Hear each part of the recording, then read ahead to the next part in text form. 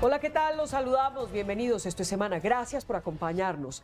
Al finalizar el pasado viernes, hubo dos noticias que conmocionaron al país. Por un lado, que hubiesen aparecido, sido rescatados los 4 niños indígenas que estaban siendo buscados hacía 40 días en la selva.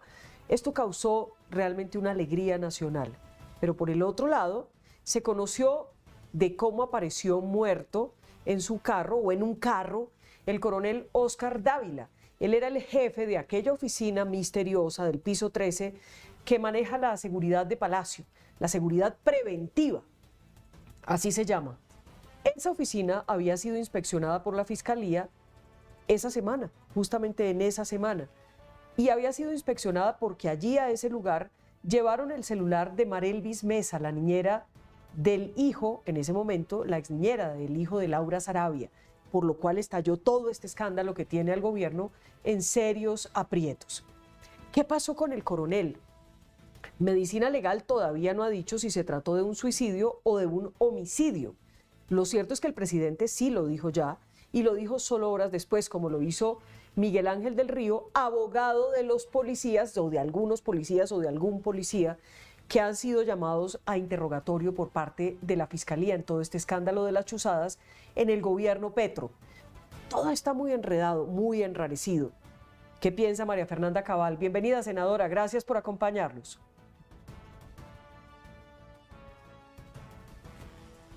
No la escuchamos, senadora. Tiene el silencio otra vez en su aparato. No la oímos. No la oímos.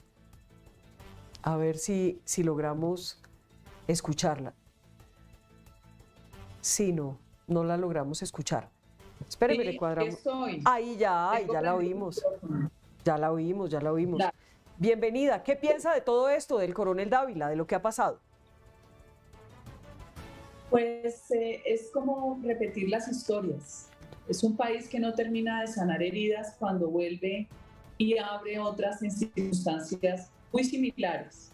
Porque no se nos puede olvidar el proceso 8000, que hoy ya llamamos el proceso 15000, y lo que pasó en esa investigación cuando Ernesto Samper dijo que todo había sido a sus espaldas, cuando se supo finalmente que era el cartel de Cali, pero también cuando se asesinó al conductor de Horacio Serpa, ministro de gobierno en ese momento, y también cuando se asesinó a la monita retrechera que aparecía en fotografías, era la esposa de un narcotraficante, creo que era apellido Arria, que había sido, si no estoy mal, cabo de la policía. Ella decía o celebraba que se le había entregado a la esposa de Ernesto Samper, y asesinaron a 2 santeros, porque es muy usual en ese tipo de negocios y del inframundo y de carteles usar brujas y santeros. Entonces hubo varios crímenes que se sucedieron y seguramente otros de los que nunca nos enteramos.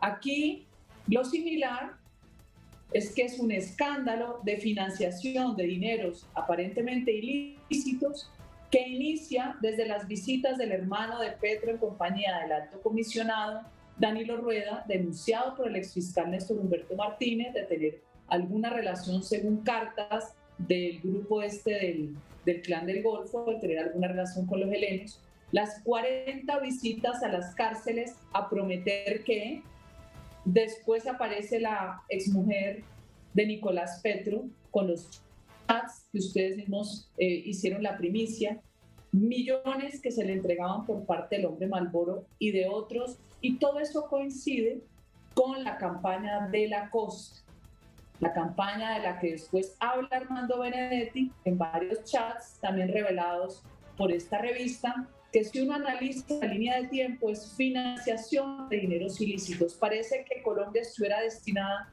a que los dineros ilícitos de la mafia y de la corrupción fueran los que pusieran presidente Vicky. Y terminamos con la muerte del coronel Ávila. Entonces, si uno suma todo y se da cuenta de la responsabilidad que tenía este coronel en el escándalo del tema de Laura Sarabia, la niñera, el maletín y los audios, pues yo me temo que si las investigaciones fueran serias, que ojalá lo sean, y ojalá pidan ayuda internacional, como lo han hecho en otros aspectos, esto podría configurarse en un crimen de Estado. Sabe que aquí vale la pena mirar un poco por qué el presidente se precipitó, por qué no fue prudente, por qué ha puesto dos trinos diciendo que el coronel se suicidó. Puede ser que se haya suicidado, puede ser que lo hayan asesinado, pero aquí hay una sola verdad, y es que él hoy no está aquí por lo que él sabía, independientemente de cómo ocurrió su muerte. No solo el presidente, que es un gran irresponsable, sino su ministro de Defensa, sino también el abogado Miguel Ángel del Río Malo, que yo creo que esa representación que él hace de los patrulleros genera un conflicto de intereses, porque él ha sido abogado de causas que abiertamente están muy politizadas. Él está en el estrecho círculo del gobierno Petro, y apoderar a los patrulleros genera muchas suspicacias en cuanto a la transparencia que se debe llevar en un tipo de investigaciones como esta. Usted dice, ya no está para que nos cuenten. Es que, ¿será que no querían que estuviera? ¿Será que también tenían chuzado el teléfono y oyeron que conversaban con periodistas? A mí me genera mucha curiosidad esa conversación con esta muchacha periodista de la revista Cambio, que después es expuesta por Miguel Ángel del Río. Esa disputa entre Miguel Ángel del Río y la periodista, él tratando de señalarla a ella por la presión, así como han señalado y han denunciado al fiscal general, tratando de desviar, de generar cortinas de humo. Son unos irresponsables cuando aquí nadie puede dictaminar nada hasta que la autoridad forense lo determine. Ahora, me genera dudas a mí, y de verdad, con todo el respeto a una familia que vive un duelo y a su esposa, de si esa autoridad hoy, que tanto señala Miguel Ángel del Río, porque está adscrita a la fiscalía, no va a tener credibilidad. La viuda debería tener su propio dictamen forense. Así se han logrado aclarar muchos crímenes que quedaron de alguna forma sin esclarecer. Ella, si fuera yo ella, y si la institución, y si buena parte de la Colombia buena, que es la mayoría, quieren apoyarlo, debería haber un investigador privado, un forense particular, que sacara a la luz si fue un suicidio o si fue un homicidio. ¿Sucedió en un vehículo, Vicky? ¿Ese vehículo era blindado? ¿Será que lo asesinaron antes y después lo montaron al vehículo? ¿Por qué se suicida aparentemente un suicidio con un arma que no es propia? Todo genera inmensas dudas, pero también un inmenso temor, porque aquí nos estamos dando cuenta que todo esto es oscuro, que las chuzadas de las que tanto señalaron a otros gobiernos, pues ahora son propias, que los maletines del narcotráfico son propios, que aquí, si se llega a establecer en realidad que fue un homicidio, estamos bajo un gobierno criminal. Senadora, a esto también hay que sumarle un detalle no menos importante, y es una carta que escribió el propio coronel Dávila, donde le pide al fiscal general de la Nación que lo llame a interrogatorio si es necesario, porque él está dispuesto a ir a contar lo que él sabe, y se la envía al despacho del fiscal general porque él sabe, según la misma carta, que su nombre ya aparece, su oficina ya aparece, y él dice que está dispuesto a colaborar en todas las investigaciones. Claro, Jairo, pero todavía no había sido citado. ¿Quién sabía de la carta si la carta era privada?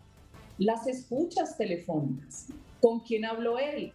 Pero los testigos de esas escuchas, los que conversaron con él, son los que nos van a dar a nosotros el contexto en el momento y previo a que finalmente sucediera lo que sucedió con el coronel.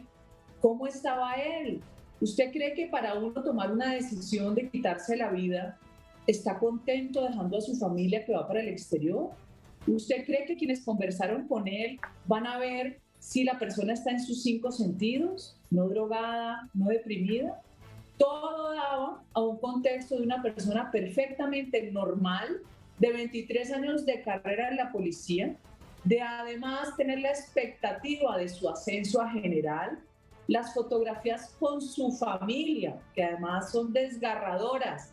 ¿Usted cree que una persona que decide ser policial, que además es una carrera estricta, con disciplina, con sujeción a la autoridad, que desea es tener una familia normal, va a tomar de la noche a la mañana la decisión de quitarse la vida?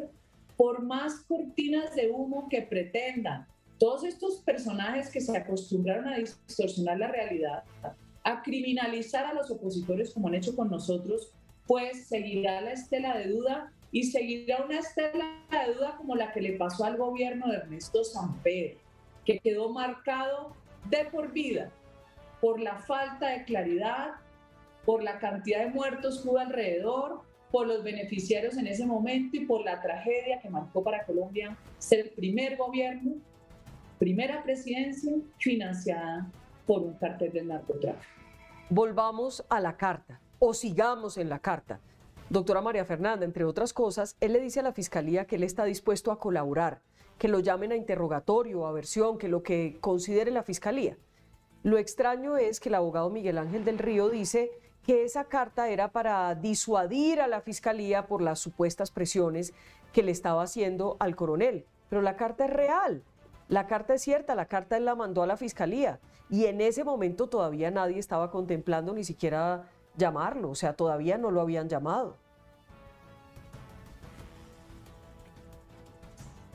¿Cuál es el papel de Miguel Ángel del Río? Ha sido un comodín para distintos intereses. Primero en el proceso contra el presidente Uribe. Y no vayamos a decir que es el abogado más reputado y más reconocido. Hoy sí, porque ha servido para eso. Hoy vuelve con su papel para limpiarle la cara a este gobierno. Eso es clarísimo. Hay que ver la cantidad de procesos que debe tener adicionales por ser un hombre altamente influyente en este gobierno, en un país que tristemente sigue tramitando intereses en medio de la corrupción, en medio de conductas que nos convierten en pura república bananera, en medio de monopolios, en medio de todo eso que no nos gusta y que no nos deja crecer como país. Él claramente una función que le han delegado. Entonces él dice una cosa, después dice otra, pero lo más grave ni siquiera es él como propagandista. Es que el ministro de Defensa haya salido a decir que es un suicidio, más un ministro de Defensa tan altamente cuestionado, no solo por su pésimo desempeño y por el descabezamiento de más de 60 generales de la República, sino por sus antecedentes en Guatemala, donde vulneró todas las garantías judiciales de a quien él consideró que debían ir al cadalso, porque destruyó vidas humanas solo con la presunción de corrupción con un tribunal abominable. Entonces, su conducta, la del señor Iván Velázquez, es temeraria, irrespetuosa con una familia que necesita conocer la verdad. Pero ese es el talante de este gobierno de izquierda. Ellos se van a encargar de destruirlo todo, empezando por las cortes, por los partidos y por la prensa.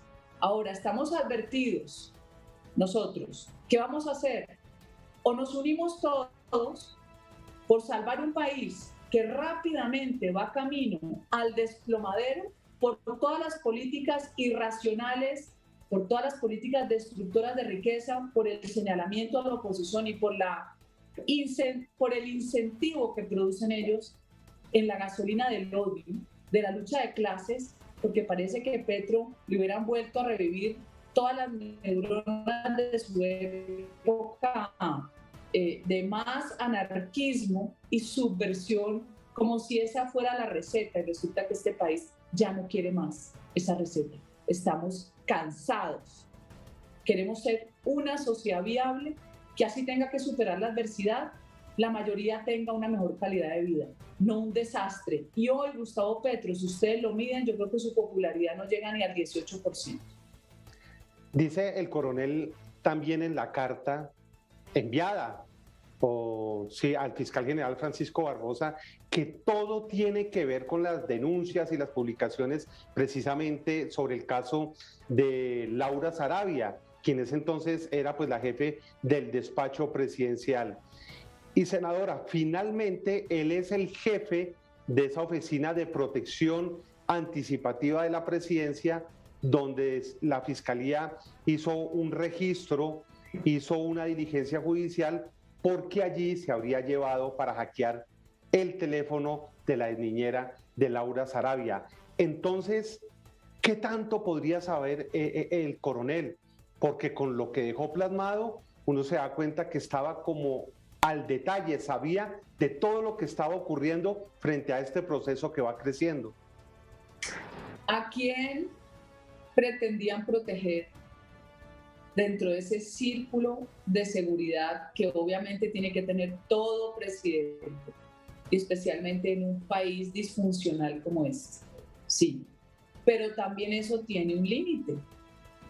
¿A quién estaba cuidando el coronel cuando desplegaron todas estas acciones para ver qué decía el celular de la niñera, con quién hablaba, si se robó el dinero? Pero no sabemos de dónde venía ese dinero. No sabemos por qué entra en cólera, sí, Armando Benedetti.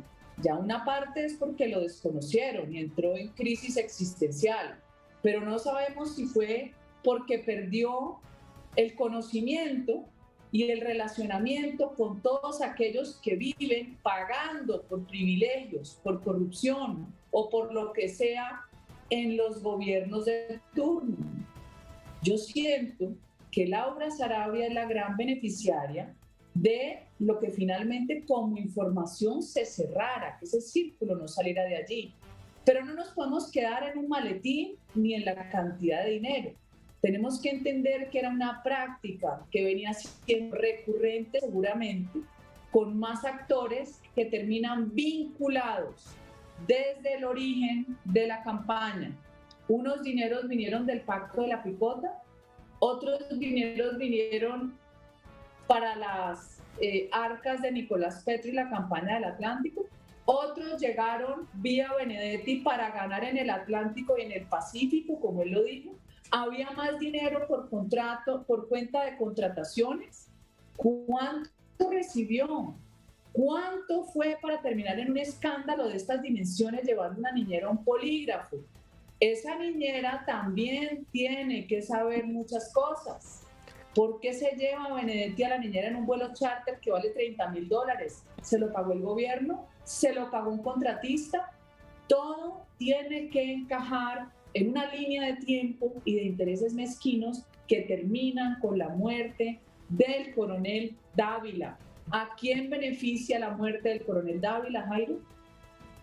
Mire, en este caso, cuando uno escucha los audios de Armando Benedetti, porque es cierto lo que usted dice, de alguna manera aquí hay un entramado, está la niñera, las chuzadas y el polígrafo, están las chuzadas como tal que ya involucran a otros funcionarios. Acá está entonces en la mitad Laura Sarabia, está el gobierno, porque todo esto ocurrió a instancias del gobierno, el polígrafo fue el polígrafo presidencial, la chuzada fue en la oficina de la seguridad preventiva del presidente Gustavo Petro, y nos vamos a los audios donde se sugieren por parte de Armando Benedetti cosas muy graves, doctora María Fernanda Cabal. Y digamos que esos audios, ese Armando Benedetti era el Armando Benedetti dolido porque lo habían dejado esperando más de 3 horas, porque no le habían cumplido, porque le habían prometido el Ministerio del Interior, porque le habían prometido la Cancillería, porque le habían ofrecido un puesto en La Paz y no quiso, porque le ofrecieron ser coordinador de las elecciones y no quiso, porque al final ya tenía listo como una especie de superministerio, iba a ser superministro. Y a mí sí me llama mucho la atención por qué, si él le estaba enviando esos audios a Laura Sarabia, ¿por qué el presidente seguía hablando con él? ¿Por qué seguía conversando con él? ¿Por qué si era mentira lo que decía Armando Benedetti? ¿Por qué no lo declaró insubsistente? ¿Por qué no lo denunció en la fiscalía? ¿Por qué? ¿Por qué lo mantuvo, lo consintió al punto que lo paladió y le ofreció un mejor cargo? Dígame usted. Porque a mi juicio, Benedetti se convierte en el extorsionista del gobierno, por lo que sabe, por lo que ayudó. porque gracias a él, según sus audios, ganó Petro. No lo digo yo, lo dijo Benedetti. Fue tan incómodo, pienso yo, poder darle norte o controlar a Benedetti, que yo pienso que por eso lo sacaron y le prometieron seguramente cosas que hiciera en Venezuela o negocios. Y allá no encajó para nada, pero después lo dejan. Y dejarlo allá suelto se les volvió una pantera, porque Benedetti tiene las llaves. Esas llaves que ojalá se atreva a contar la verdad, porque hoy Benedetti, a mi juicio, es la persona que estaría más amenazada. Si lo del coronel no fue ningún suicidio, que yo personalmente no lo creo, pues ¿quién es el renglón que sigue en esta trama tan peligrosa? Sería Benedetti, para que no hable, para que se calle. Por eso lo urgente es darle a él micrófonos, así lo diga desde afuera. Yo no sé si él va a volver, él dice que va a regresar.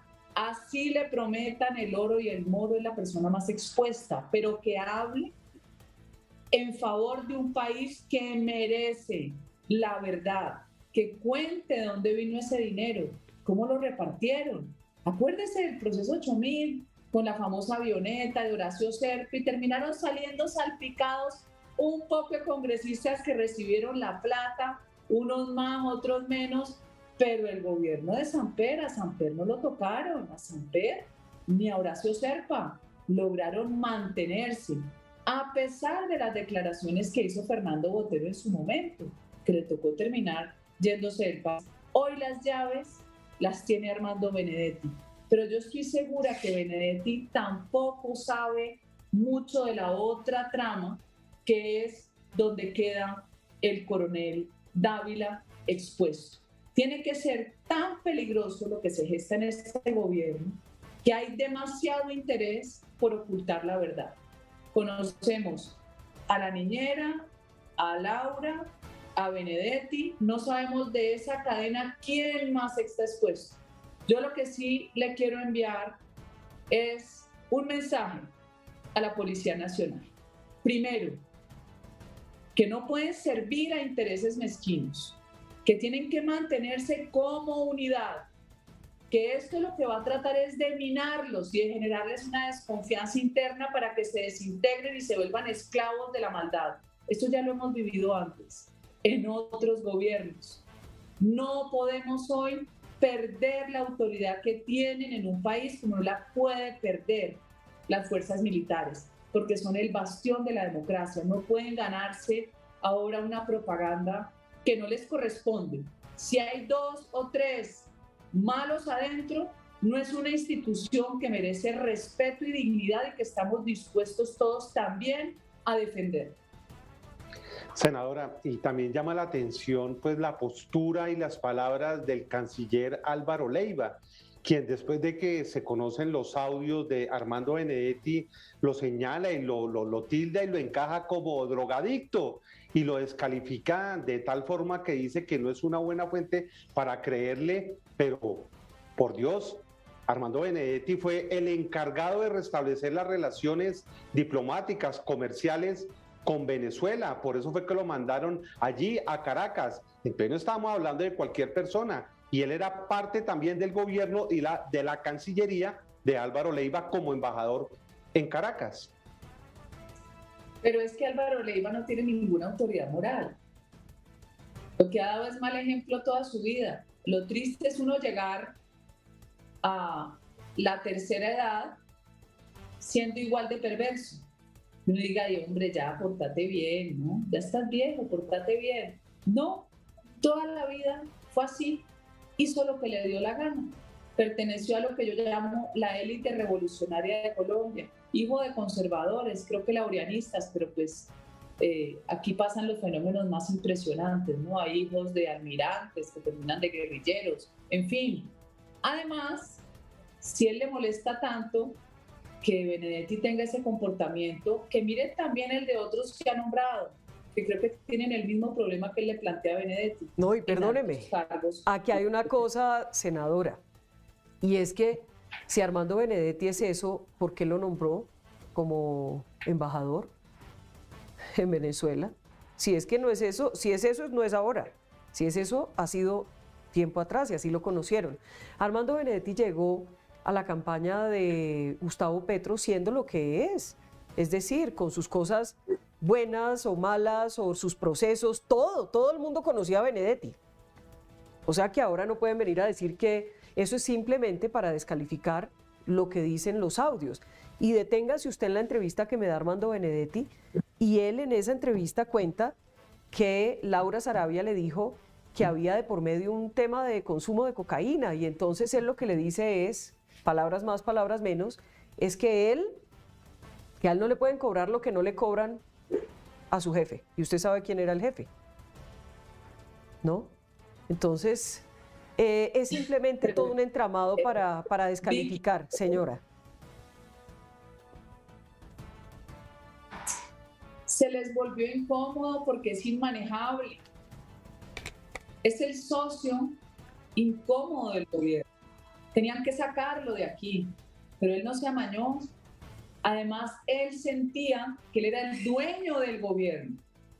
Hay gente que cuenta que cuando le decían, ¿cómo se te ocurre ahora Petro de presidente? Además dicen que está enfermo. ¿Y qué va a pasar si se muere? Porque como hay gente que dice que queda la vicepresidente, que es peor. Y él mismo contestaba, es que el presidente soy yo, convencido. Y cuando usted está convencido es porque tiene el sartén por el mango. Cuando a él seguramente, estoy suponiendo, le ofrecen la embajada de Venezuela, se le abren las agallas. Había muchos negocios de por medio. Pero es que resulta que eso no es un país. Eso es una cueva de piratas donde para usted hacer negocios tiene que tener relación con el cartel de los soles. Sino que va a exportar. Lo que se ha exportado, téngalo por seguro que es negociado con los carteles venezolanos. Si no, no llega, te roban, te incendian, te pasa cualquier cosa. Él se aburrió, pero además él necesita sentir que tiene poder. Y esa ausencia de reconocimiento terminó de cruzarle los cables a la personalidad de Armando Benedetti, y la verdad no me alegro por ello. A ver si...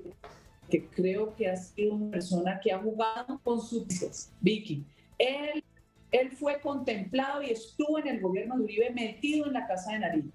Después fue ponente de varios proyectos de Juan Manuel Santos en el Acuerdo de La Habana, lo recuerdo como si fuera ayer.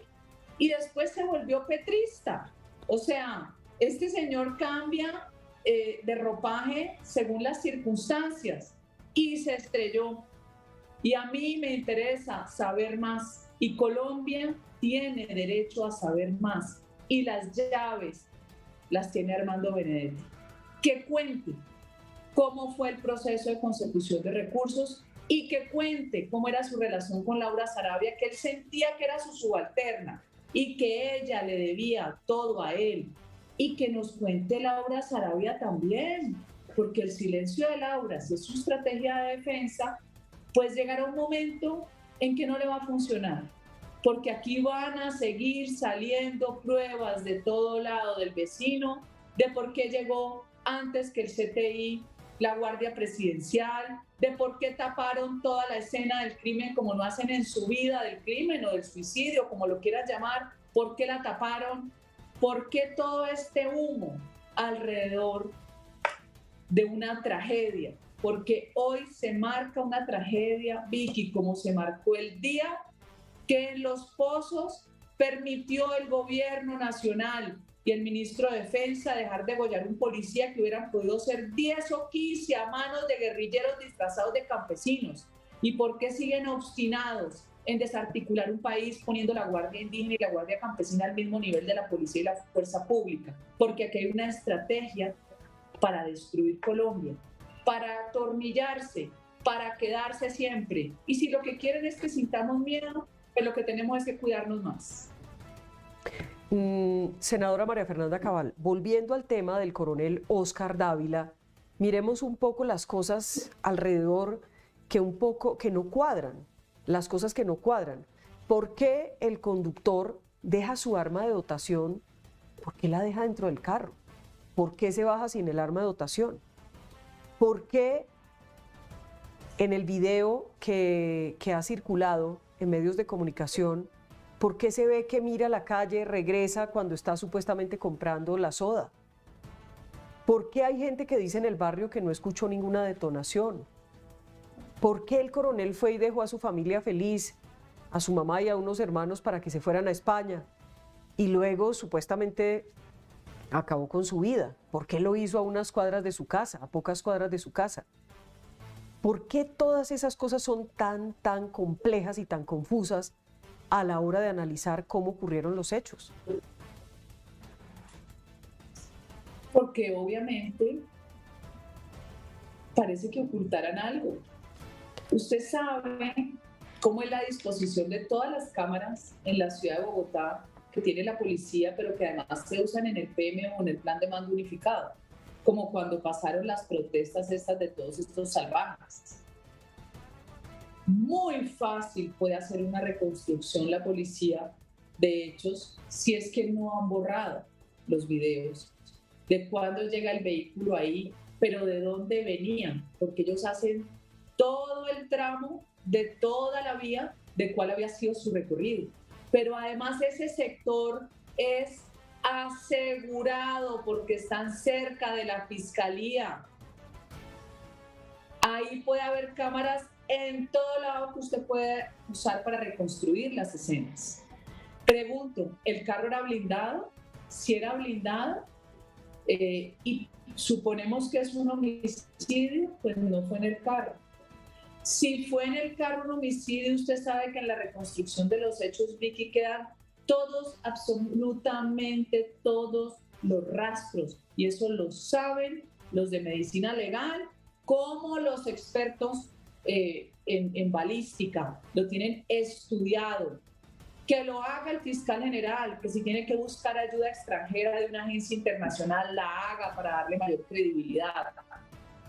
El carro lo tienen todavía en custodia, ya hicieron todo el peritazgo del vehículo, todo se va a saber, nada va a quedar oculto por más esfuerzos ingentes que quieran hacer. Dijo el presidente que estuvo reunido precisamente con la familia del coronel Dávila, hablando de su trayectoria, y se pregunta por qué se sintió tan acorralado como para llegar a tan terrible decisión. Escribió el presidente Gustavo Petro, y ya son 2 veces, como le decía Vicky, que el presidente ha concluido que se trató de un suicidio. ¿Por qué será?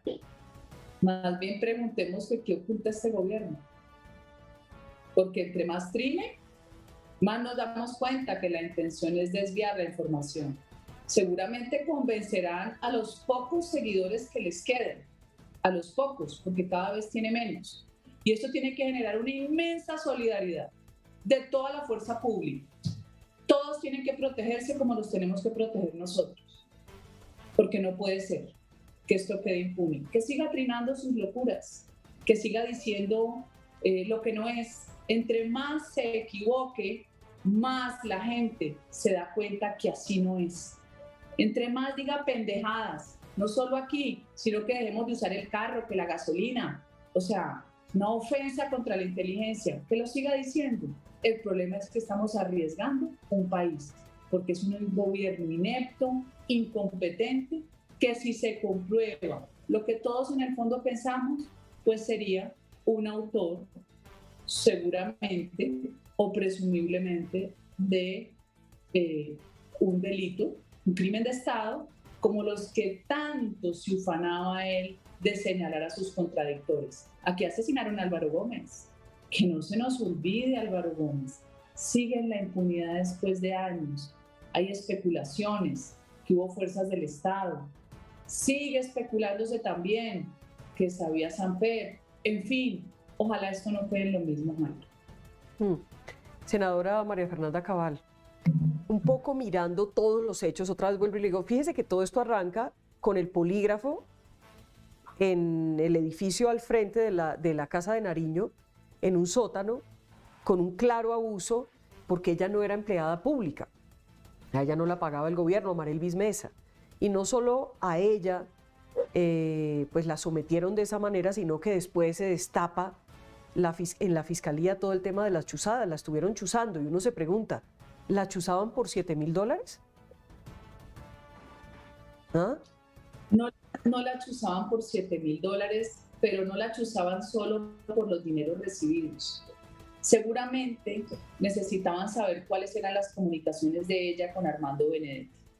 Seguramente querían averiguar más, porque para que usted no consiga niñera en Venezuela y le toque llevarse la niñera a $30.000 el vuelo charter, pues pueden tener muchos millones, pero no creo que Benedetti sea de jeque árabe para llevarse la niñera en charter. Todo eso es suspicaz.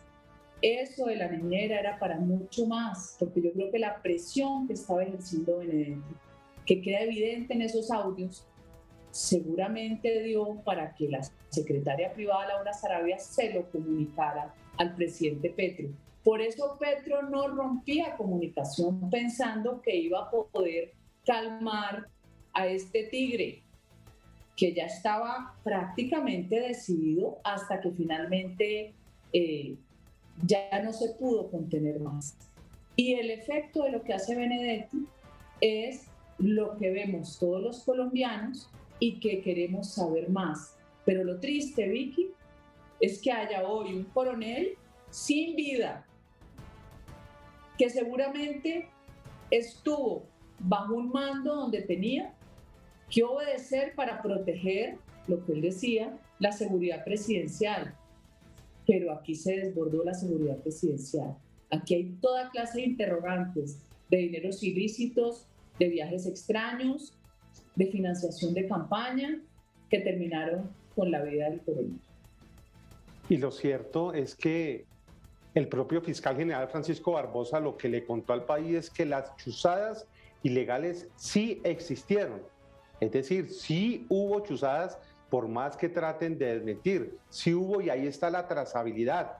Y mira el trasfondo de esto, porque utilizaron unos informes de policía judicial para decir que esta niñera, Marelvis Mesa y Fabiola, quien también trabajaba para Laura Sarabia, eran miembros del Clan del Golfo. Prácticamente trabajaban para esta organización narcotraficante. Eso tampoco se nos puede olvidar. Eso es muy, pero muy grave. Claro, pero resulta que ¿en qué quedó?